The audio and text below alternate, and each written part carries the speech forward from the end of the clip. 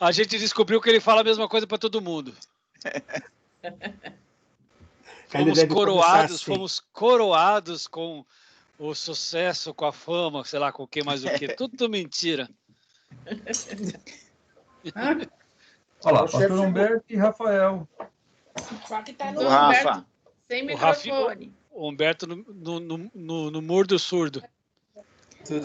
Eu vou Vocês mudar estão aqui. me chamando de mentiroso? Peguei no fraga, hein? Não era você. Só não. de mudo ou surdo. A Carol tá entrando. Bem, a Carol viu? tá entrando já. A Peninha também. E o Fábio. É nóis, nas fritas. Foi muito Pastor bom. Humberto. Pastor Oi. Humberto. Oi, Eu acho que eu já te perguntei isso, mas vou perguntar de novo. O senhor conhece o Silas Caminada? Caminati? Caminada. Que Caminada? foi da Cruzada Estudantil, teve em projeto de missões. De onde tá vindo essa? O Reinaldo tá lá em cima. Ah, eu creio que de alguma forma... Eu não sei, rapaz. Não posso afirmar aqui, mas... Porque ele te conhece. Mandou um abraço. nós já treinamos quase 4.000 pessoas, né? Nossa. Então, não é um negócio pouco, não. E a gente teve contato com essa gente, e era contato bem estreito, que eram equipes, né, que a gente levava para diferentes lugares. Tá. Então, sem dúvida, pode ser. Ele teve na Tailândia e teve também recentemente no país da África. Voltou agora em fevereiro. Olha que legal. No Sudão. É crente mesmo? Crente legítimo, pastor da Primeira Batista de Santo André. Então, Esse é crente mesmo. então é gente boa. Crente raiz. Gente boa. Deixa eu só pegar aqui um negócio que hoje nós vamos falar um pouco mais sobre heresias, tá? Heresias, capítulo 7. O Paulo se perdeu ali. O que aconteceu, Paulo? Então, tô tentando arrumar minha posição. Olha o cara. Aqui, Pareceu um rato aí. Joga sal grosso nas costas aí. A barata. Pareceu o que aqui atrás? Barata é Porra, capaz. tudo bem. O outro tá no samba do teu doido. Tá lá em cima no armário, olha lá.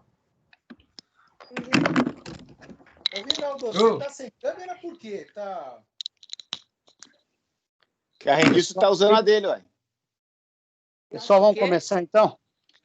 Bora. Vamos começar porque minha esposa está preparando um jantarzinho aqui, rapaz. O cheiro tá me matando, viu? Quando a mulher quer fazer uns negócios bons, rapaz. Muito bem, gente. Vamos começar orando? Eu vou pedir ao meu amigo André que ore a Deus pedindo por esse tempo que vamos passar juntos aqui.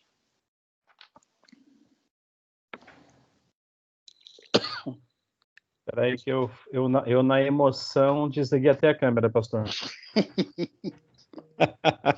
Fui apertar o microfone e apertei do lado. Vamos lá. Altíssimo Deus, glorioso Pai, te rendemos graças, Senhor, por esta noite. Obrigado, Pai, por cada vida aqui presente, por este momento, Senhor, em que paramos um pouquinho do nosso dia a dia, para voltarmos ao Senhor em reflexões, em meditação, entre irmãos, Senhor, que buscam te conhecer mais, que buscam te servir mais. Orienta-nos, Pai, em tudo que estaremos refletindo nesta noite. Direciona, Senhor, o coração de cada um de nós. Abençoa-nos, Pai, com a tua sabedoria. Conduza, Senhor, o nosso querido irmão, o pastor Humberto, que estará coordenando, Senhor, o trabalho desta noite. Obrigado por cada um de nós. Cuida também, Senhor, dos nossos irmãos que porventura não possam estar aqui hoje. E continua, Senhor, tendo misericórdia, amor e nos abençoando, Pai, com toda a tua sabedoria. Permita que o teu Santo Espírito que habita em nós fale aos nossos corações e possamos compreender mais e mais do Senhor, te buscar mais e mais e te servir, Senhor, da forma que o Senhor é digno de receber e todo louvor. Graças te damos em nome do teu Santo Filho, nosso Senhor e Salvador Jesus Cristo. Amém, Senhor. Amém. Amém. Amém. Vocês estão com sono, gente? Não. Não. Não. Não, imagina. O Paulo deve estar. O Paulo dorme cedo. Só de fome? Verdade. Ainda não. Gente, eu queria que vocês me dessem um feedback do que vocês têm visto até aqui. Logicamente, não com textos bíblicos, senão eu vou... eu sei que vocês sabem todos os textos, né, baseados no que vocês já... Mas, assim, eu queria que, em uma frase, você me desse o que essas reuniões têm sido para você. Se tem ajudado, se tem... aqui não tem esse negócio, tem que dizer na lata. Tem desafiado, Humberto. Para mim tem sido um desafio bem grande aprender o que a gente... Viver isso aqui, né? A gente não tem... às vezes, quando eu brinco para você que você bate Capitão Humberto Nascimento, né? Pastor Capitão Humberto Nascimento, a gente... Eu penso, assim, que... Tem horas, o que eu estou fazendo aqui? Será que o que eu posso agregar nesse grupo? E esse desafio que dá um pouco de medo, mas tem também dado bastante alegria de poder compartilhar com os irmãos aqui. Fábio, todos aqui, né? Até essa semana eu falei com o André, falei com o Fábio, compartilhei algumas coisas com eles, dos desafios, dos medos. Então, tem sido desafiador, mas, ao mesmo tempo, tem sido muito encorajador, tem sido, para mim, um tempo de crescimento. Sei que ainda acho que tem muito para crescer, muito para aprender, e esse tempo aqui tem sido, para mim, um privilégio. É difícil, dá medo, mas quem não tem medo, né? Como você mesmo disse, se a perna da gente não tremer quando a gente for fazer qualquer coisa para o Senhor, sabendo que Ele vai capacitar a gente tem que se preparar. Então, para mim, é isso aí. Amém. Transformação. Tem aprendido muito, Humberto. E pelos, assim, você conta um pouco os bastidores que a gente não vai aprender nos livros, né? Então, isso para a gente enriquece demais. Temos integrante novo aí, né? Vocês viram, né? Não vi. Tem aí, ó. Alguém vai ter que falar oi aí para... Tô aqui. Carolina. Tudo bom, gente? Oi, Boa noite. Carol. Você tá aí, Carol? Ah, pastor, você me chamou, eu vim. Que legal. Que bom, viu, Carol? Obrigada. Só que ela tá em outra casa que não é a minha. Eu preciso ver o que está acontecendo. Vou ver já onde tá. Legal. Bem-vinda, viu, Carol? Você é muito bem-vinda. Obrigada. A minha palavra que define é seriedade. E é uma coisa de duas mãos. É a seriedade que nós, como cristãos, temos que ter na nossa vida e a seriedade que você tem em relação ao seu ministério. Então, assim, acho que a palavra que define é seriedade. E eu acho que uma outra coisa que a gente está vendo aqui é um pouco do lado B.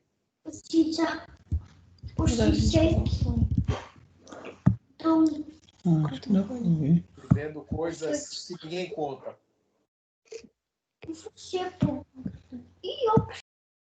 Pastor Humberto, eu vou te parafrasear, que eu já fiz isso mais de uma vez, e eu gosto muito de máximas. Eu gosto muito de caminhar com máximas. Eu acho que elas são boas assim para você aplicar nos momentos. Eu acho que aqui a gente está conseguindo levar bem a sério a questão do texto e do contexto, né? Porque é a gente fazer aquela analogia, né, de sair do leitinho morno para uma feijoada, né? E para alguns casos tem gente aí que faz caipirinha com conhaque, aí eu já vi uma garrafa perdida aqui em alguma das imagens, né? Eu acho que é algo mais profundo, mais sólido, mais e fica sempre embaixo da mesa, viu? É o uísque do Mantovani, É bom ver a marcha lenta do rapaz, como é que tá, se tá boa ou se fica meio, né?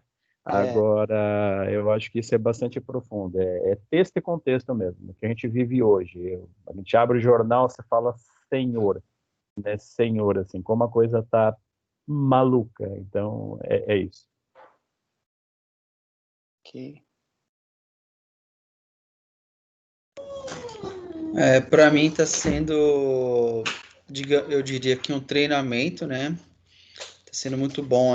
Como o André falou, a gente acaba aprofundando umas passagens que a gente lê às vezes muito rápido, mas está sendo bem esclarecedor para aquilo que eu estava buscando, viu? Estou muito contente, muito feliz com participar do grupo.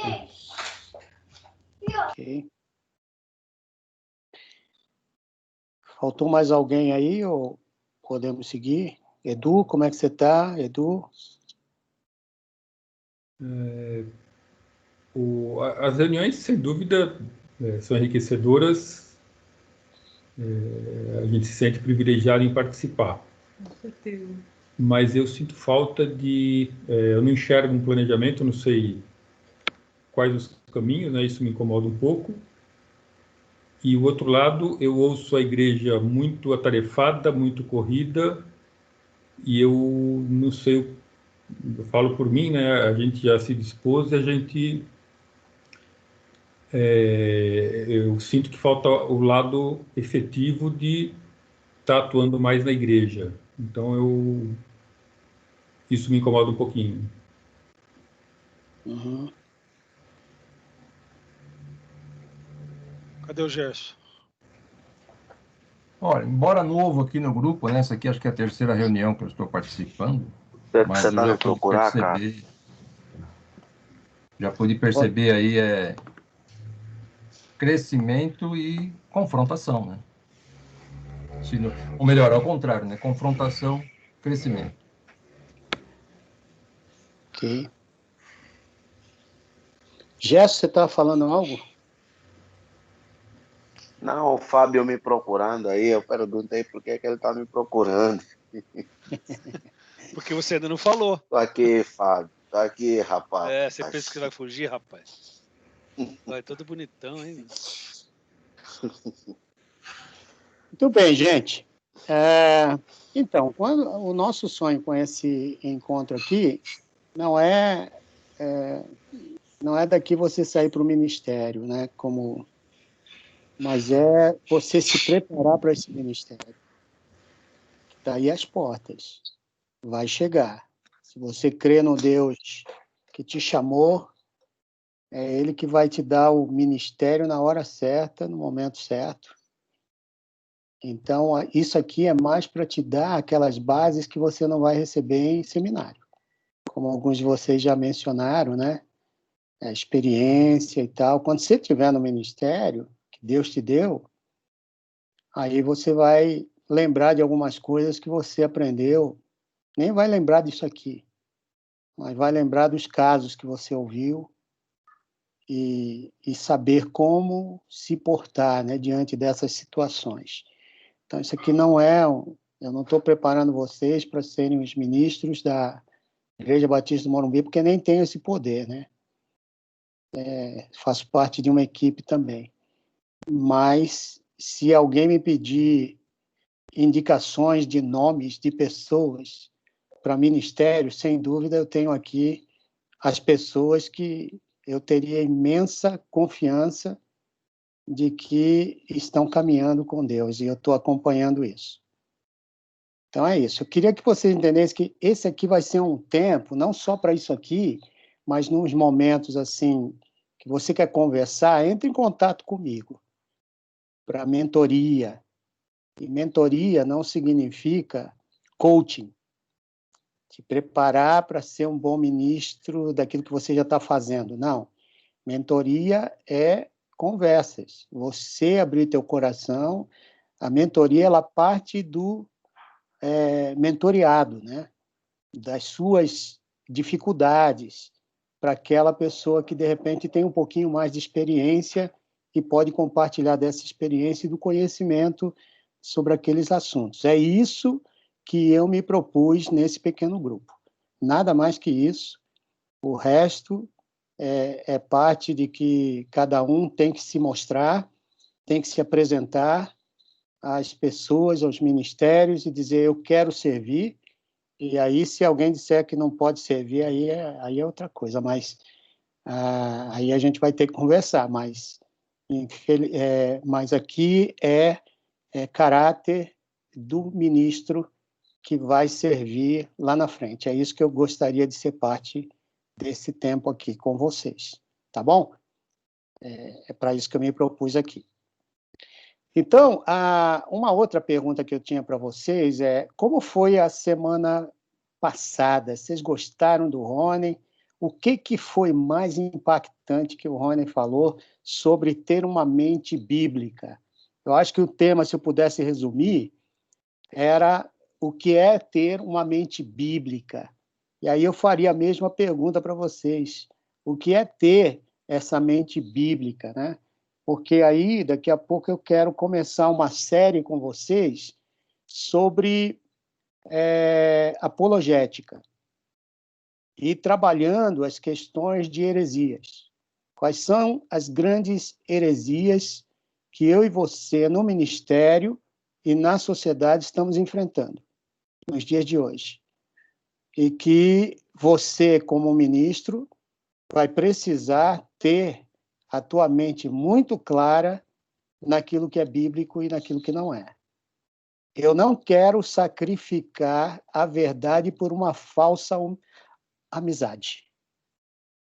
Pegou? Eu não sacrifico verdade por falsa amizade. Tem muita gente que quer ser amiguinho, passa a mão sobre heresias. E não ajudam as pessoas com amor e com graça a entenderem o caminho verdadeiro. E aí você tem um bando de gente na igreja e fora da igreja, muito mais, que vive as emoções e não a realidade da palavra de Deus. Então, primeiramente, vamos voltar lá ao que o Rony, na semana passada, né, falou, para a gente poder ter um tempinho só para dar iniciada nesse tema de seitas e heresias aqui para vocês. O que é ter uma mente bíblica?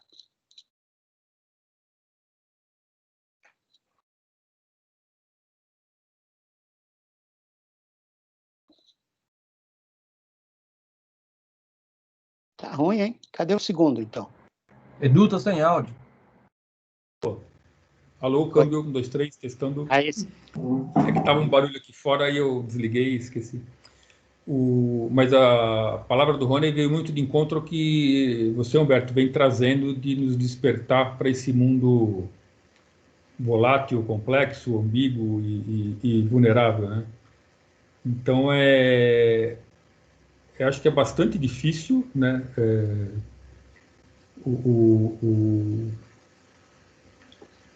Não se posicionar, né? Mas enxergar as oportunidades, ter sabedoria de lidar com as situações que surgem. O que você acabou de citar, né? Você tem alguém que você quer muito que o cara haja direito e o cara pisa na bola e você, mas é meu amigo, então deixa quieto, não vou tocar nesse assunto delicado. Então, mas aí eu já estou avançando um pouquinho, né? Mas a colocação dele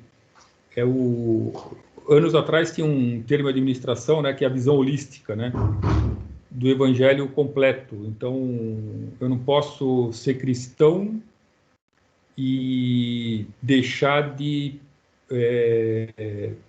perder uma oportunidade de exercer o cristianismo, né? Então, a questão do bom samaritano, a questão da marcha, que ele mostrou a marcha para Jesus, um camarada do lado, era só uma foto, né, evidente, não dá para fazer um comentário maior em cima disso, mas expressa um pouquinho de...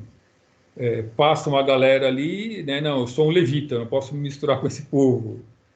Então, e eu acho que é difícil, não acho que é fácil, não. Eu acho que é um tema que a gente tem que estar muito, muito estudado, né, estudado assim, com o coração e a cabeça para não deixar passar uma oportunidade, né? Então é um alerta bravo para a gente. Muito bom, Edu, muito bom comentário. Uma coisa que ele comentou que acho que impactou bastante foi que nós, como ministros, a gente não tem que se preocupar em resolver o problema da pessoa de imediato. A gente tem que imaginar a situação, o que a gente está fazendo agora daqui 2, 3 ou até 5 anos, né? Meio que um planejamento, né? E não a gente ouvia dizer que ou a gente não pode dar o peixe, tem que ensinar a pessoa a pescar. E ele trouxe uma visão diferente, porque às vezes a gente não tem que dar, a gente tem que dar a vara para a pessoa, tem que ou dar o peixe, ou criar um ambiente onde a pessoa possa conseguir chegar até o lago para pescar. Então isso é um planejamento, né? A gente vê a situação que está acontecendo na sociedade, no nosso entorno, trazer a Bíblia para a situação, mas não para resolver o agora, né? Mas planejar daqui a algum tempo, né? Que não é fácil, né? E esse planejamento não alcançar uma única pessoa, e sim uma comunidade inteira, por exemplo, né? Então, que não seja, assim, pipocado, né? Assim, pouquinho aqui, pouquinho ali, mas seja uma coisa, um planejamento realmente que impacte a sociedade, né? Então... Interessante, Regina, o que você está falando, porque eu estava estudando uma igreja não, um movimento que começou nos Estados Unidos com um rapaz, o James Kelly. Ele fundou se você entrar aí no Google, ele fundou o FaceTech, Face de fé, Tech de tecnologia. Porque ele participou de uma conferência onde o preletor dizia: em momentos destrutivos, nada impede uma boa inovação. E ele se perguntava dentro da igreja qual era o papel dele, porque ele era bom em tecnologia, ele era bom em criar programas. E aí a única coisa que ele encontrava na igreja era passar PowerPoint. Lá no grupinho lá né, que preparava os sermões, fazia um PowerPoint, apresentar. E aí esse cara, ele começou a pensar com outros naquela conferência, sentaram e começaram: como é que a gente pode expressar Jesus através da tecnologia? Como é que nós podemos criar uma rede que expanda isso até os confins da Terra?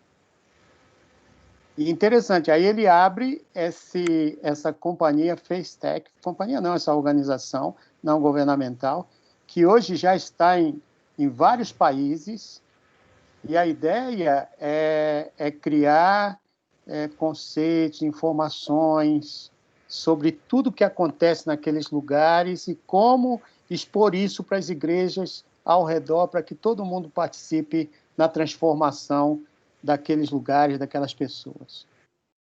Você percebe que talvez o ministério da igreja para o século XXI vai ser totalmente diferente, pensando biblicamente? Estou jogando aqui uma cutucada em vocês. Dá um salto. Que tipo de pastor você vai ser para o século XXI, olhando as transformações que o mundo está passando e vendo dentro da sua igreja um bocado de gente sentada só com a mãozinha levantada, se levanta a mão, tem uns que não levantam, né? Ali por 2 horas na igreja. É isso que é a igreja. Agora o couro vai comer. Eu quero que vocês comecem a... Que tipo de pastor você será para essa comunidade do século XXI? Biblicamente falando, hein? Você tem a mente bíblica e tem um mundo VUCA diante de você. E tem um montão de gente querendo servir e está se perguntando: como é que eu uso isso aqui que eu tenho para o serviço de Deus? Como 40 e poucas pessoas levantaram a mão naquele sermão que eu preguei sobre o mundo VUCA. O que eu faço? Acho que o próprio exemplo do René, né? A gente conheceu ele desde que ele era universitário, começou a namorar com a Sara, e eles fizeram administração, foram fazer o mestrado em teologia, voltaram, nós vamos para a Itália trabalhar com jovens. Pô, mas nem italiano eu falo. E tem uma igreja e pessoas se convertendo, e jovens na Itália, um país católico forte. Se batizando, ele mostrou... Pessoas se batizando e está fazendo diferença lá, né? Então é uma maluquice, né? Se for pensar. A gente vai ver mais disso, né? Quem mais, gente? Quem mais? Que pastor sou eu para o século XXI? E pastora, né? Temos aqui vários pastores. Regina. Mandei o artigo. Para os irmãos que têm problema, o couro vai comer. Leninha, chuta aí o pau da barraca.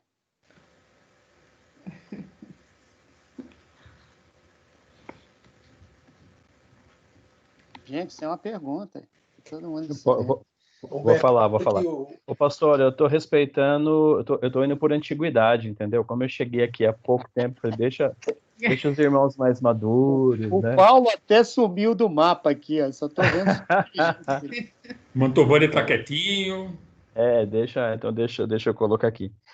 Pastor, eu acho que assim, a gente, inclusive até naquele primeiro vídeo que a gente viu lá do Karnal, né? E é interessante a gente olhar as ferramentas que tem à nossa disposição, né? E tentar tirar o que tem de bom, né? E às vezes no meio desse joio tem um certo trigo ali. E uma coisa que ele falou que eu pensei bastante, eu acho que vem de encontro com essa sua segunda colocação, é que no meio de toda essa tecnologia, o grande problema que eu vejo hoje no mundo é que a fé ela está muito customizada, ele falha em algum momento lá.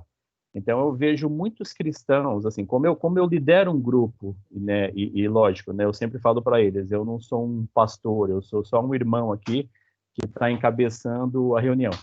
Então, e lógico, né, eu me preparo mais por uma questão de falar mais, de ministrar mais um estudo. Eu vejo que a gente customiza muito a fé, né, e isso é uma coisa que tem me chamado muita atenção. Então, eu acho que ser um ministro do século XXI é a gente, no meio desse mundo líquido, né, desse VUCA, que eu pesquisei o termo, não é novo, é desde da Guerra Fria, é uma coisa que está aí rodando... 1987. Tá, pelo menos há, sei lá, 30 anos, 40 anos aí rodando, faz muito tempo, e o mundo hoje ele é muito líquido, então a gente tem que ter muita firmeza. Caráter é aquilo que você não compra, né? Ou você tem ou não tem.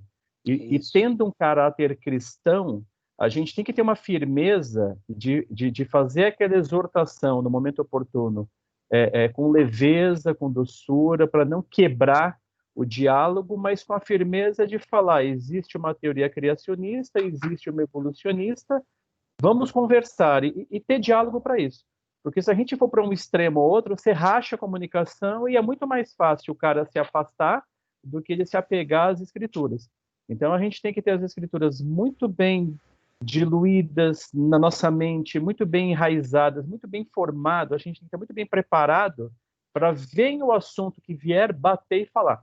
E a semana passada eu assisti teve uma semana da Sociedade Bíblica Brasileira sobre fé e trabalho, né? E foi bacana que enfim, são vários pastores lá tal, e a ideia deles é divulgar a sociedade, uma Bíblia comentada tal, e um dos pregadores que estava falando, eu não lembro o nome dele, preciso até depois achar, ele falava que assim, quando te pergunta sobre aborto, o que você fala? Eu falei, eu não acho nada.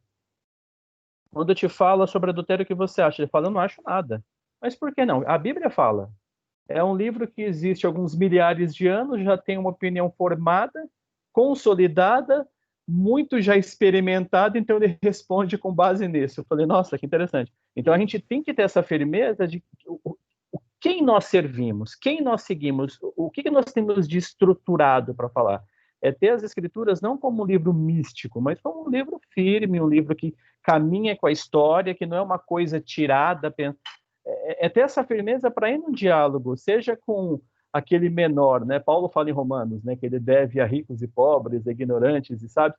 A gente ter isso bem claro para quando conversar com alguém, ter um bom diálogo e ter a firmeza de não se curvar, isso eu aceito. Não, o divórcio é uma coisa, o adultério é outra, o homossexualismo é outra coisa, ideologia de gênero só existe na cabeça dos homens modernos, Deus criou homem, criou mulher, né? E aí, dependendo da situação, vai brigar em cima disso. Mas eu acho que a gente tem que ter essa firmeza, para a gente não ficar tão flexível, tão light, para Deus é um cara legal, né? Aquela coisa assim, né? Foi igual aquela imagenzinha de Jesus joinha, né? Não. Jesus é Jesus, Deus, é Pai, é soberano, a gente tem que ter a reverência e tem que buscar. E aquilo, né? A gente só fala do que o coração está cheio. Se a gente lê pouco, medita pouco, ora pouco, o mundo está aí preparado para rebater com a gente. Acho que esse resumão. Interessante. Assim. Interessante sua visão também, viu, André? E há muita gente, até na igreja, que acha que o tempo de bonança vai ser eterno. Quando o contexto bíblico demonstra guerras, mudanças ideológicas, questões de conflitos, política, então, está cheio, contextos em que não há esperança alguma. Se você vem do macro para o micro, hoje, quando eu olho igreja, a gente está tratando do micro. Uhum. Nós somos muito mais humanistas na nossa forma de crença do que olhar o todo, o benefício do todo. Do que teológicos, né? A gente é muito mais humanista do que teológico. E olha que nós... E é aquilo, né? O mundo busca uma verdade. Nós já conhecemos a verdade. E é uma verdade absoluta. Então a gente tem que ter isso muito cristalino para falar: a tua esperança tem esperança. Tem o nome, tem sobrenome, tem endereço, tem data, tem tudo. Ter essa firmeza. E é interessante que a pandemia, ela tira um bocado de gente, até gente que tem uma tradição forte, religiosa, batista, vamos dizer. Uhum. Tira as pessoas do calcanhar. Elas imaginam um Deus que está aí para dar tudo certo. Que teologia é essa, né? Pastor, só para encerrar minha fala aqui, eu vi uma live de alguns comentaristas de esquerda, direita, centro, e já fazia um tempo que eu queria buscar um pouco mais dados de estatística de pandemia, né? E num censo que fizeram, 50%, isso dados da semana passada, tá? 50% dos lares de São Paulo estão sofrendo com algum tipo de depressão ou ansiedade. E vamos imaginar que desses 50% é impossível não ter cristãos no meio desses 50% de depressivos ansiosos. Então, como está a cabeça das pessoas? Porque o incrédulo não tem esperança é razoavelmente aceitável, mas o cristão, né, sendo de fato cristão, como que ele pode... Não que a gente esteja imune, né? Continuamos pecadores, o nosso corpo e tal, mas olha o grau da ansiedade das pessoas em vez de buscar um refúgio, né? Então, aí a minha pergunta, né, André, de volta aí para o grupo, o que é temente bíblica? No meio de uma situação como essa. Uhum. Eu vejo aí, assim, Deixa eu dizer um negócio. Eu não quero culpar agora os membros da igreja, tá? Eu estou falando aqui para ministros. Sim. Eu considero todos vocês aqui ministros. De quem é a culpa? A gente pode ficar com a mão levantada? Não, as duas, sei lá. Você está entendendo o que eu estou dizendo? Porque geralmente a gente joga a culpa no povo. Mas será que eu, como ministro, estou sendo verdadeiro com a palavra de Deus? Será que eu, como ministro, estou consciente da realidade desse mundo? Humberto, eu analiso isso com qualidade para trazer para a minha igreja a realidade e a palavra de Deus? Fala, Nemé, desculpe. Não, tranquilo. Eu acho que a gente tem que pensar algumas coisas. Principalmente nós, um pouco mais velhos, nossa geração foi criada, em termos evangélicos e tudo, de uma maneira onde o pastor tinha a palavra final e ninguém discutia. E nem sempre ele estava falando coisas corretas. E nesses últimos 50 anos, isso mudou absurdamente.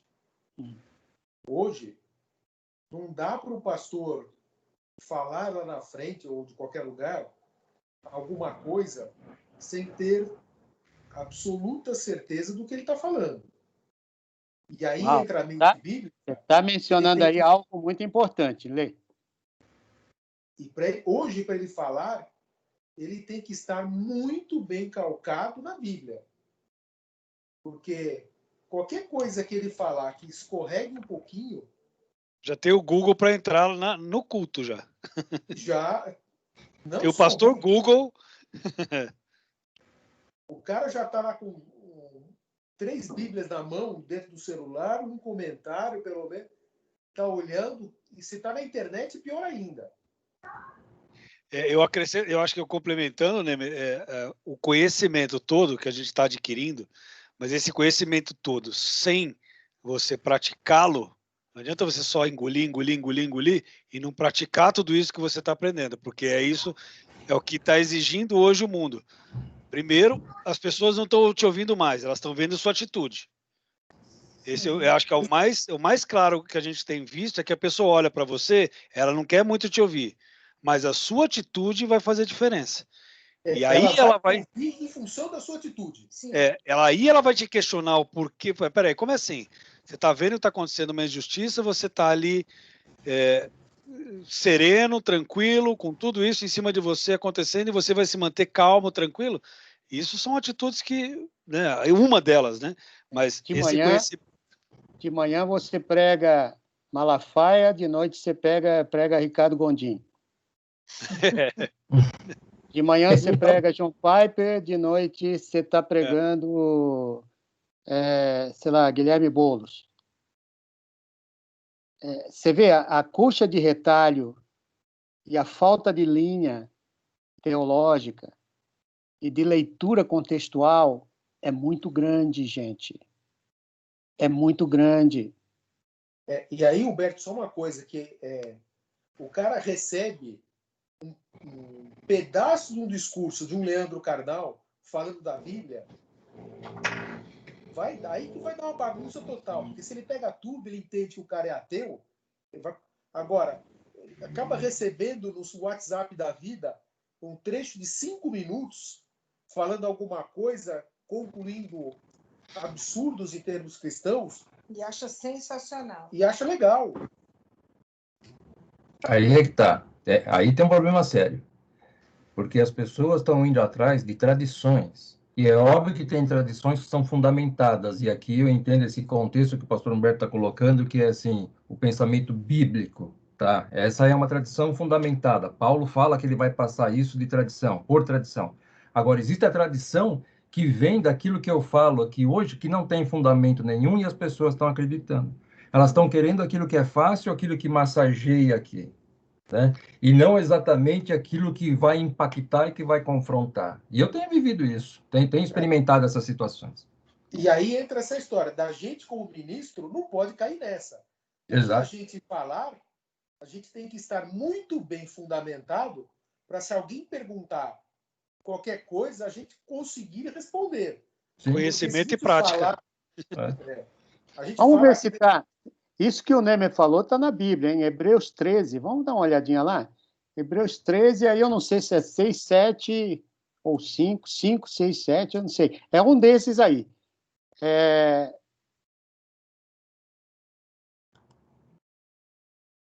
Podemos, pois, dizer com confiança, o Senhor é meu ajudador, não temerei. O que me podem fazer os homens? Aí vem o 7.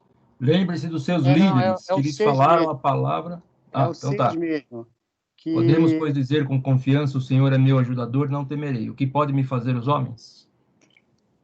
Essa questão de você estar fundamentado no teu ajudador, no Espírito Santo que te conduz a toda a verdade. Agora, a verdade precisa estar lá. Eu creio que, mais do que qualquer outro livro, a Bíblia tem que ser lida, especulada, escrutinada, de todo jeito. E o segundo livro deve ser o noticiário nacional e estrangeiro. Tem muita gente que não sabe orar, porque não tem informação. Nós estamos sendo, e precisamos fazer essa consulta interna, né? Nós estamos sendo ministros verdadeiros de equipar os santos. E quando a palavra de Deus fala em equipar os santos, significa que tem alguma coisa que esses santos têm que fazer. Sim. E esse equipamento dos santos exige que a gente conheça não só a Bíblia, como também a realidade, em que essa Bíblia ela está sendo pregada. Sem isso, queridos, a mente bíblica é puramente de igreja, é igrejeira. Estamos juntos? É a mente de Cristo, né? A mente bíblica é a mente de Cristo, né? Você tem que olhar desse jeito, né? Eu imagino. Mais alguém? Eu já ouvi um comentário assim. A gente está chegando num consenso aqui, não estamos? Sim. Fala, Rinaldo, você estava... Eu já ouvi um comentário assim, que eu não posso pregar sobre pecado porque eu sou pecador. Então, lamento, nenhum de nós aqui vai poder pregar sobre pecado. Paulo também não podia ter pregado sobre pecado. Vamos rasgar todos os livros dele, todas as epístolas que ele escreveu. Então, e aí eu volto àquela questão da tradição que massageia aqui. Se eu não levar isso para frente, eu tenho que fazer não só o caído se levantar, mas eu tenho que fazer ele andar, e tenho que fazer ele andar distâncias longas, e entendendo que ele tem um problema sério que é o pecado, e ele precisa ter isso aí em mente, e ir trabalhando e crescendo em Cristo. Então, se eu não mexer com isso aí, se eu não conseguir impactar a pessoa nesse cenário, é óbvio que não sou eu que impacto, mas é o Espírito Santo de Deus que faz isso. Mas se eu não levar uma palavra que mexe com a pessoa, algum problema tem. E aí vem essa questão do ministro. O que eu estou fazendo? Né? Não vou deixar de pregar sobre pecado por causa disso. Vou continuar pregando sobre pecado. Quem quer ouvir, ouça. Quem não quiser, problema seu. Né? Vou fazer o quê? Mas uma própria característica da igreja do Morumbi, e que a gente acho que encontrou um pouquinho em Curitiba, na igreja que participamos lá,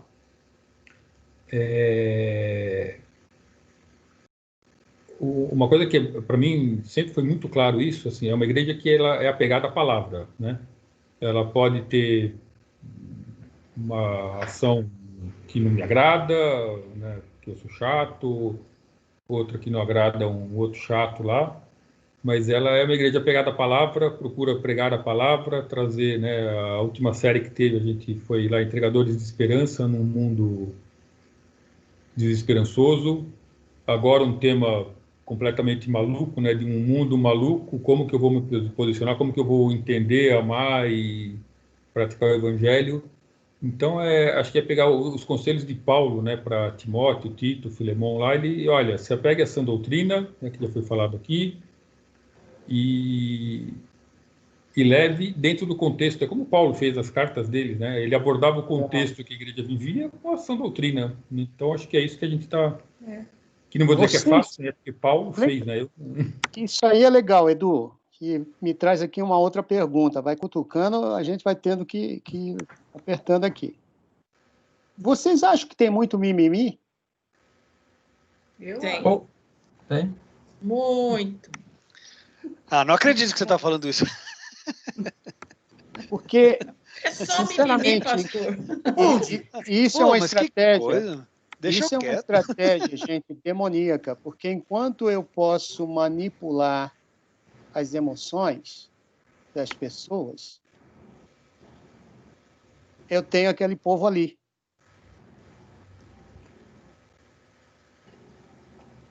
Essa questão da verdade dói. A verdade, quando ela é exposta, ela cura, mas dói. Ela confronta, mas dói. Eu queria ouvir o Paulo Guimarães, que está escondido entre as câmeras. Vai lá, PG. E sem mimimi, viu, Paulo? Hein, Paulo? E sem Eu tô aqui, mimimi, vem viu? com perseguição pro meu lado. Não, eu tô aqui. Mantovani já pegou. Mantovani pegou a garrafa dele e sumiu para debaixo da mesa. Paulinho, vamos lá. O que você quer ouvir, Humberto? Que a dificuldade que... Existe muito mimimi por parte de ministros e pouca realidade para encarar a verdade e pagar o preço por essa verdade? Ah, com certeza. Com certeza. A gente tem muito mimimi. A gente é muito... eu vou falar por mim, não vou falar por ninguém. Quantas vezes já não me senti machucado por coisas que me falam, verdades que por confrontações que fizeram comigo, e naquele primeiro momento você fala, poxa vida, dói, mas depois é bom, você aprende que precisa disso. Eu conversei com o Reinaldo sobre isso já. Ele já falou sobre isso. A gente leva umas de vez em quando. Eu não vou falar que não tem. Tem sim, a gente tem muito mimimi. Mas a gente precisa aprender isso, a mudar essa situação, né? A crescer. E eu acho que isso a gente está aprendendo. Em primeiro lugar, assumir que você é pecador, que você tem as suas falhas, mas querer aprender e querer mudar. Deixa eu perguntar aqui, porque isso que você está falando também já TV, você vê, a gente vai querendo cada vez mais, né, substância aqui nesse grupo. Uma vez que você lida com essas coisas, né, a gente tem esse negócio dentro da gente, eu não quero ser confrontado, mas o mundo me confronta. A realidade lá fora é diferente da realidade de dentro. Quando essa realidade de dentro ela não confronta a realidade de fora, eu não estou fazendo nada em benefício do reino. Estamos juntos nisso? Sim. Sim. Porque o cenário que a igreja tem é o de fora. É o do contexto que a gente está vivendo. E, geralmente, a gente está tão para dentro, que a gente só vê os nossos probleminhas, nossas picuinhas internas. E você, como ministro, você tem que ter aqui a certeza absoluta do teu chamado por Deus, do componente do Espírito Santo que te separou, e de uma congregação que vai dizer, e botar a mão sobre a tua cabeça e dizer, esse aqui é chamado. Então, essas verdades que você prega, ela não pode ser só a verdade para você, ela tem que ser verdade para todos. Sim. E você vai ser confrontado no meio e vai ter momentos, né, que você vai ter que entrar aí nos palácios do governo, você vai ter que entrar na prefeitura, você vai ter que dizer para pessoas que você nunca viu o que você crê, e em base ao que você crê, as injustiças que estão sendo colocadas nesse contexto onde você está, e transformar esse negócio aí, porque a palavra de Deus, ela transforma, ou não? Sim. Rinaldo já teve uma oportunidade de surpresa de ser chamado numa Câmara de Vereadores, né, Ri? Pois é. E você não vai dizer não. Não estou preparado.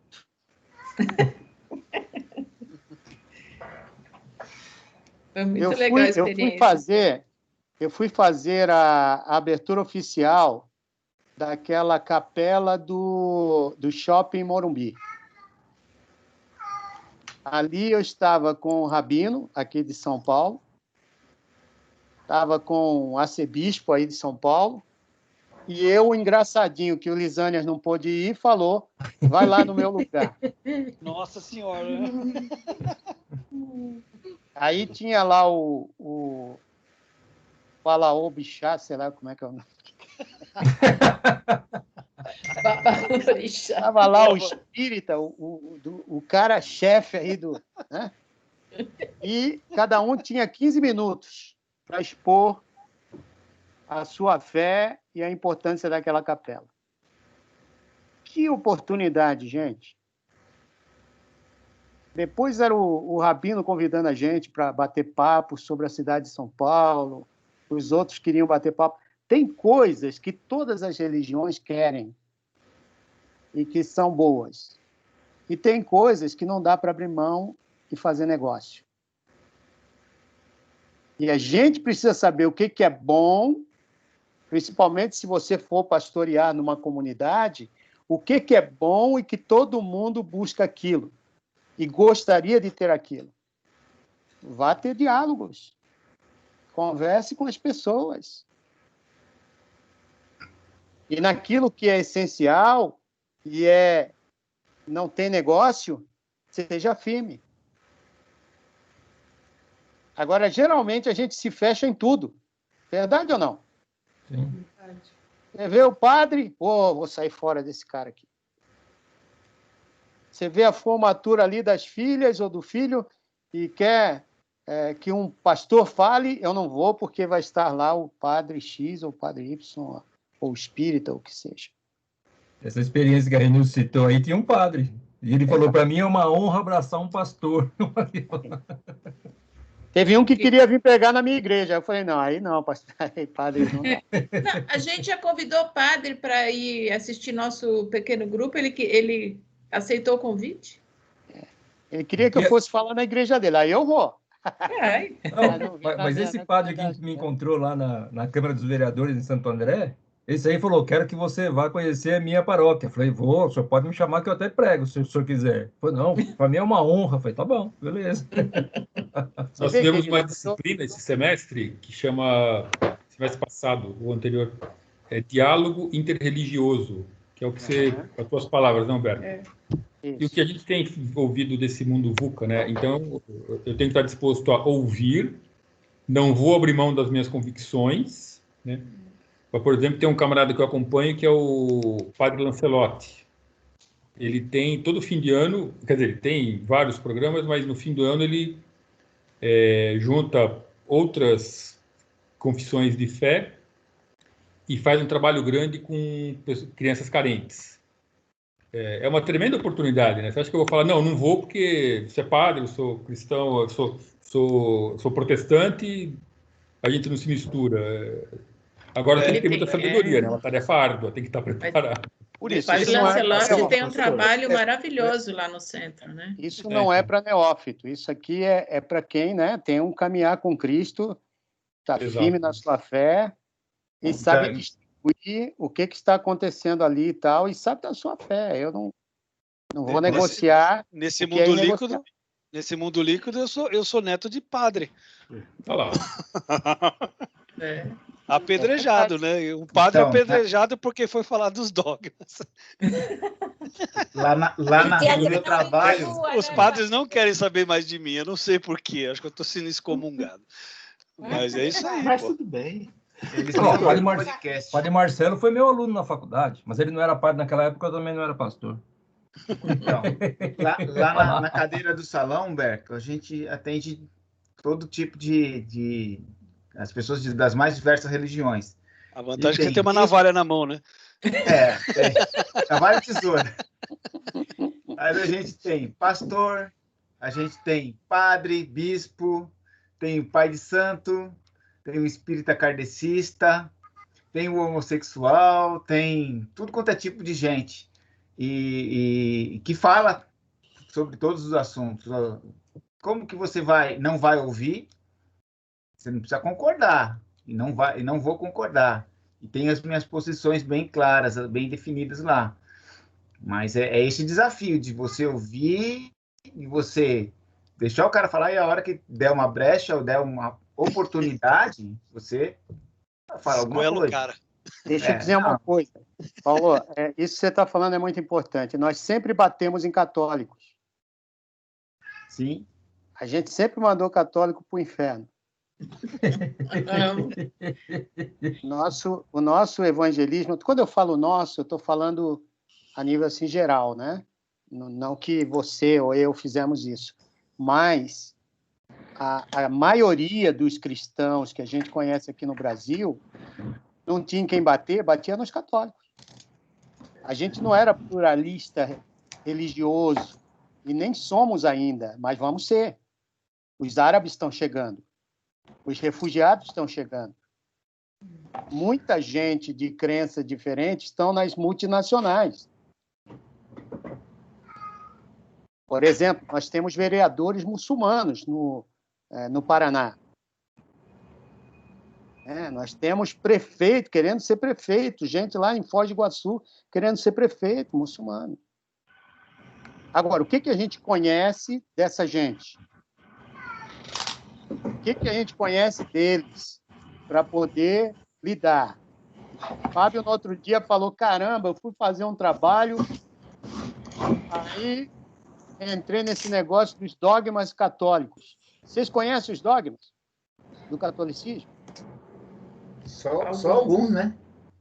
Rinaldo adora assistir os programas dos padres, ele estuda isso, porque a nossa família toda é católica, né?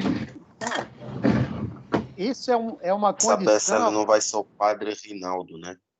Olá.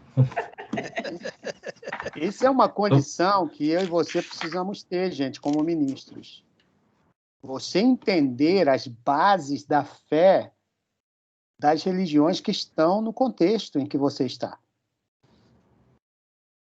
Entender de espiritismo, você tem que entender. Quais são as bases que eles mantêm a vida deles, tomam decisões, porque você é aquilo que você crê. E aquilo que você crê faz você tomar decisões.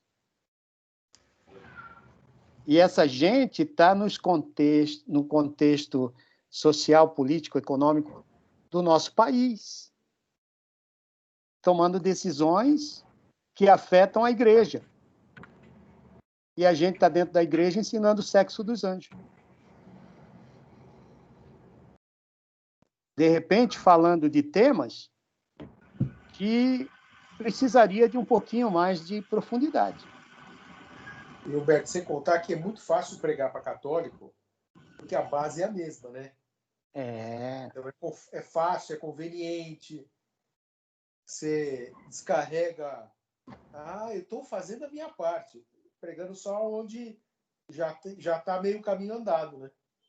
Mas descarrega da Universal, cara, você errou. Ok, abre aí a sua Bíblia em 1 Crônicas 12, 32. Foi o texto que eu usei na minha mensagem para a gente aqui refletir um pouquinho sobre ele. 1 Crônicas quanto? 1 Crônicas 12, 32. Da tribo de Issacar, 200 chefes que sabiam como Israel devia agir em qualquer circunstância, comandavam todos os seus parentes. Da tribo de Issacar foram escolhidos quantos? 200 chefes. 200 chefes. Se você dá uma lida nesse capítulo aí, você vai ver um bocado de gente sendo escolhida. Mas parece que essa turma ela foi escolhida com um propósito muito mais profundo do que os outros. Os outros iam para a batalha, iam ser chefes, iam ser generais e tal, mas essa gente tinha uma tarefa fundamental sem a qual Israel não seguiria. Qual era a tarefa deles? Visão. Visão do futuro. Visão de futuro. Eles entendiam bem os acontecimentos daquele tempo e sabiam, né, qual era o melhor caminho para seguir Israel seguir. Na verdade, eles tinham o entendimento dessa conjuntura e ajudavam a traçar os planos futuros. E, Edu, você estava falando algo? Eu ia falar, quando a gente vê planejamento estratégico, a gente vê lá, né, ações estratégicas, táticas, operacionais. E pela leitura aqui, eu não enxergo só o futuro, mas é tudo, né? Então, o que eu tenho que fazer hoje, o que eu tenho que fazer amanhã, né, talvez seja implícito na fala do Mantovani, mas quer dizer, tudo, né? Olha, em qualquer circunstância, né? Apareceu uma menina de 10 anos grávida, um abacaxi danado, né? Como que eu vou me comportar dentro dessa situação? Eles talvez eram seja exímios simples entre outros, né? Mas estrategistas, né? então é uma visão assim absurdamente complexa de, olha, qualquer coisa vai falar com o cara lá que ele vai te dar um caminho correto. Então é uma sabedoria brutal.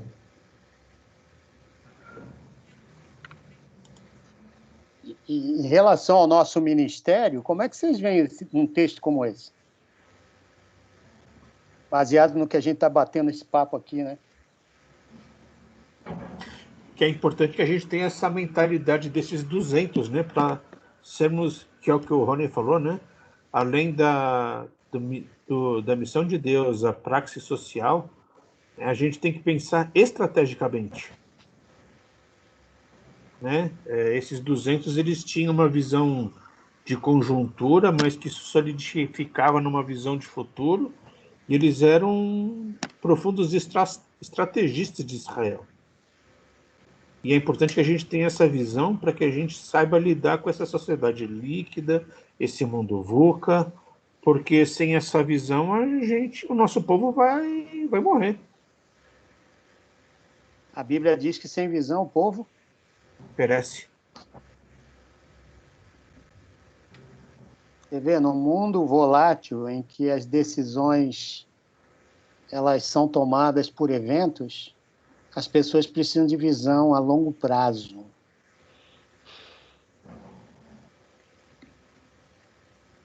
E é um paradoxo. Carol, a Carol está aí, Carol? Estou aqui. Estava no mundo. Queria ouvir você. Não adianta se esconder, não. Regina já falou, ela estava ali quietinha, ela deu o pitaco dela e deixou a gente polvorosa aqui. Já começamos a mexer nas coisas. Eu acho que do que a gente está falando, né, essa noite, acho que o principal é isso, é ter conhecimento e ter uma fé tão firme, né, um conhecimento nas coisas de Deus tão firme que a gente possa caminhar pelo mundo, mas não estar, né, efetivamente nesse mundo. Eu tenho uma oportunidade muito, muito rica trabalhando da multinacional que eu estou, porque temos lá também pessoas diversas, assim como o Paulo comentou, né? E eu acho que é uma oportunidade a gente estar com essas pessoas diversas, poder ter esse privilégio, né, de demonstrar o amor de Deus em ter esse acolhimento, né, em estar junto, mas não efetivamente fazendo parte do mundo deles. Não sei se eu fui clara, mas eu acho que é muito importante. Então, por exemplo, a gente tem um grupo de diversidade lá dentro da empresa, onde diversas vezes eu participei de alguns grupos para conversar, para trocar ideias, e eu acho que é importante a gente estar inseridos em lugares diferentes, né? Então, alcançar essas pessoas dessa forma. Eu acho que isso é uma estratégia, né? O cristão, às vezes, fica com medo de se posicionar, né? Como a Carol, numa empresa onde eu trabalho, que é um coworking, você tem uma diversidade grande, você tem muitos jovens, o povo, mundo líquido está ali dentro, né? Então, não ter medo, ter como esses líderes, eles tinham o conhecimento era de todos, né? Era um conhecimento firmado na palavra, e eles se posicionavam dessa forma. Então, a gente, com sabedoria, a gente precisa se posicionar, porque o Fábio falou isso também. Hoje, eles não querem só a palavra, eles querem ver a tua vida. E o melhor lugar para você mostrar isso é no teu trabalho. O Paulo falou isso, e a gente testemunhou, por exemplo, o PG do Paulo, tem muitos católicos. Eu já falei lá, o Rinaldo já falou, e assim, ele convidou, que as pessoas estão lá inseridas e elas se posicionam como católicas, mas por que elas estão lá? Elas querem aprender da palavra. Então, é muito importante a gente se posicionar como cristão mesmo e falar sem ter, sabe, sem o mimimi. Fala, não, eu sou cristão, porque o espírita fala com o maior orgulho que ele é espírita. Você né? vai não voltar sacrifica a verdade por uma falsa amizade. Exatamente. Você vai entrar na integridade. Né? A Renilce falou. A Renilce falou, né, sobre o não ter medo. Só que esse medo que muitas das vezes as pessoas acabam tendo é também por conta da instabilidade e da falta de conhecimento, que elas acabam por não ter, da ausência da meditação da palavra. Porque quando a gente medita e procura viver aquilo que a gente medita, claro, que a ousadia vai falar mais alta que o medo, e aí a gente vai conseguir se posicionar. Mas se a gente não tem aquela comunhão com a palavra, a gente não conhece nem mesmo Deus que a gente adora, claro, a gente vai ser pisoteado e a gente fica com receio de abrir a boca, principalmente em lugares como que a Carol trabalha, né? Porque tem gentes eruditas, tem doutores, tem pós-graduado, tem mestre. Às vezes você só fez uma licenciatura e você está lá. Então, para além das outras formações acadêmicas, a gente precisa mesmo é ter o domínio da palavra. Assim como Jesus, as pessoas olhavam para ele e falavam, ele fala com quem tem autoridade, porque ele sabia o que ele estava falando. Né? Então, isso é o que muitas das vezes falta nas pessoas, que é para poder quebrar esse medo, que é para poder expor o Cristo Gerson, que diz amar. Bacana isso que você está falando. Isso aqui me arremete para uma outra questão, que é, será que a gente não tem passado para outros profissionais aquilo que a palavra deveria estar fazendo? Sim. Eu estou falando nós porque nós somos os ministros. Veja bem, estou falando para ministros aqui. Às vezes a gente não quer empurrar com a barriga para os outros. Terceirização, aqui, né? Que é nosso. É a terceirização da fé, é isso aí. Eu, por exemplo, pastor, eu tenho uma amiga, o Fábio até a conhece, que ela me procura, eu nem sei se ela é espírita, se ela é católica, cada hora ela está num momento. E é uma pessoa extremamente problemática, que tem problemas, teve muitas dificuldades na vida, saiu de um casamento muito difícil, enfim, tem problemas com os filhos, e sempre que ela tem problema, ela me procura, e ela sempre, olha, ora por mim, vamos conversar. E diversas vezes, assim, eu estava vivendo momentos que eu dizia para o Fábio, olha, eu acho que eu vou mandar ela para tua irmã, que a minha cunhada é psiquiatra. Eu assustei agora. Não, mas olha, eu reforço essas falas aí, a Renilce, do Gerson e também da Carol, naquele sentido, usando até aquela passagem bíblica, né? Esteja pronto a tempo e fora de tempo. Por exemplo, você imagina, a minha família é inteira católica, a família da Renilce inteira católica. Minha sobrinha foi ficar noiva. Quando nós chegamos lá na casa da minha irmã falou o seguinte, fale umas palavras para nós aqui. Estava cheio. E aí essas pessoas, onde eu fui agir, né? Eu falei, bom, como só tem católico aqui, eu vou falar, sabe de quem? José e Maria. Ou seja, eu vou atacar exatamente onde que eles se pegam, exatamente para poder trazer eles para perto do nosso meio. Várias pessoas foram impactadas ali. Então, acho que essa é a questão. E até como foi colocado, às vezes eu tenho medo de falar, não, eu não posso ter esse medo, eu tenho que estar pronto e fundamentado na Escritura exatamente para poder levar uma mensagem, mesmo que seja simples, como foi essa do noivado, mas que mexeu com as pessoas. Então, eu queria terminar, né, para a gente terminar também, que eu acho que já fomos um tempo suficiente, mas eu me lembro uma vez que eu estava... E a janta que a esposa está fazendo, né? Pois é, está me matando aqui. Mas assim, senão eu vou apanhar também, né? Mas olha só, no dia eu estava na igreja, tinha chegado na igreja aí, na igreja do Morumbi. Aí entrou em contato um camarada e, como a gente tem vários pastores e às vezes todos eles estão em alguma coisa envolvida, sobrou para mim atender aquele chamado. Aí eu fui atender, tinha sido um americano que veio trabalhar no Brasil, ele era CEO da General Motors e morreu. e foram encontrar ele depois de 2 dias dentro da casa dele trancado. Ele morava sozinho, né? Um apartamento nível alto demais, lá em São Caetano. Aí ligaram perguntando se tinha algum pastor que falava inglês que poderia conduzir um culto fúnebre para a família que estava vindo dos Estados Unidos e para os empregados que trabalhavam com ele naquele setor. Aí, na hora eu pensei, caramba, eu não conheço ninguém, não conheço esse cara. Não sei quem é. Vai lá que era um camarada que morreu até por um negócio que eu nem... Né? O que eu vou fazer dirigindo um culto fúnebre? Eu falei, não, eu vou lá, vou sim, pode contar comigo. Aí lá vai eu, dona Silvia, né? Levei a Jane também comigo para tocar uns hinos e a gente cantar. Fizemos um culto.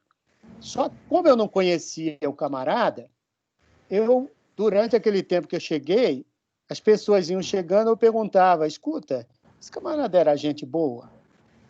Como é que ele era com a sua esposa? Aí perguntei para a filha. Depois perguntei para a esposa, como é que ele era como esposo? O que vocês viam nele, como os empregados, né? O que vocês viam nele que era diferente da maioria? Rapaz, ali, nossa, eu tive todo o sermão prontinho para dar naquele negócio. Quando eu falei de Jesus, eu falei de um homem que lidava com as pessoas, que passava no meio das pessoas, que tocava as pessoas, que fazia... Então, tudo aquilo que eles disseram sobre aquele homem, eu comecei a conhecer aquele homem muito mais do que até mesmo aqueles que estavam ali. Só pelo que eles me disseram dele. Então, quando eu falei do que era ser um cristão e do que era ter Cristo no coração, ele passou a ser o exemplo que eu estava citando. Olha, conversei com aquele senhor ali e ele me disse que via nesse homem exatamente isso aqui. Aí pegava um texto bíblico onde Jesus fazia isso. Por que ele fazia? Porque ele tinha Cristo no coração dele.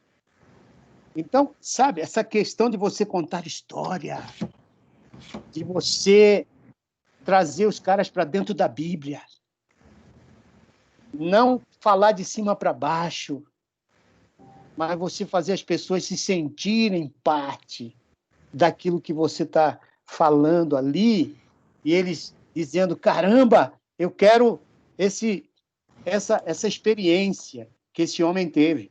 Se ele vivia isso, olha, foi muito legal aquele culto. A esposa queria me levar para os Estados Unidos para pregar lá no culto fúnebre dele, que ia ter lá no Estados Unidos. Porque parecia que eu conhecia ele há muito tempo. Gente, o mundo precisa de gente sensível, não de gente que vai bater nos outros. Fala, Lê. Eu acho que, de tudo que você falou agora em relação ao culto fúnebre, você falou não falar de cima para baixo. Isso é muito forte, porque a igreja está cheia. Não estou falando a nossa igreja, mas a igreja de Cristo está cheia de pessoas que se colocam num pedestal e isso afasta as pessoas que rodeiam, né, os amigos de faculdade, de escola, de trabalho. Então, como a gente tem que ter realmente essa sensibilidade e realmente toque do espírito para não falarmos de cima para baixo. Desculpa aí te interromper. Não. Eu acho que o exclusivismo, né, que às vezes a gente demonstra quando a gente fala e nós somos os salvos, eles não. Vamos deixar isso de lado, porque a gente já sabe em quem nós estamos. Não precisa ficar batendo no peito. Os judeus faziam isso.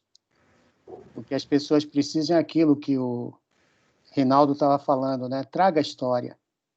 Traga a história. Como é que Maria adorava Jesus? Né? Como é que, no final das contas, ela reconhece que Jesus é muito maior, que a obra de Jesus repassava daquilo que ela poderia, como mãe, esperar de um filho normal. Então, é muito legal quando você sabe aplicar a palavra de Deus ao contexto em que você está, seja ele qual for. Então, queridos, não sejam fechados. Tenham uma mente aberta para aplicar a palavra de Deus com sabedoria. Eu não estou falando aqui para deixar a palavra de lado. Estou dizendo aplicar a palavra de Deus com sabedoria, com graça, com simpatia e com acolhimento a essa gente tão carente que esse mundo tem, que foi criada por igrejas, às vezes, que tinham uma cabeça totalmente fechada, dentro de uma caixinha, né?